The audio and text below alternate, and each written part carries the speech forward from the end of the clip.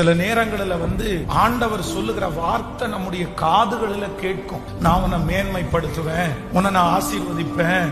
உங்க காதுகளினால் ஆண்டவர் ஒரு வார்த்தையை கேட்க பண்ணுகிறார். ஆனால் அந்த வார்த்தை நடைபெறுவதற்கு சூழ்நிலை எதுவுமே இல்லாம இருக்கலாம். ஆனா வேதவசனம் ரொம்ப அழகாய் சொல்லுகிறது, எலியாவுக்கு ஆண்டவர் அந்த வார்த்தையை பேசினபடியே ஒரு பெரிய மழையை கர்த்தர் கட்டளையிட்டார்.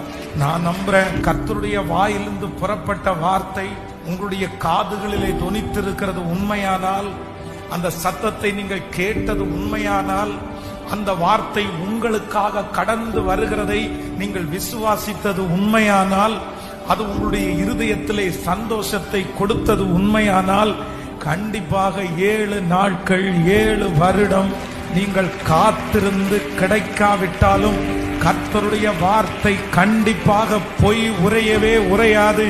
உங்கள் காதுகளினால் கேட்கப்பட்ட அந்த காரியத்தை கர்த்தர் தம்முடைய கரங்களினால் சீக்கிரமாய் செய்து முடிக்க போகிறார்.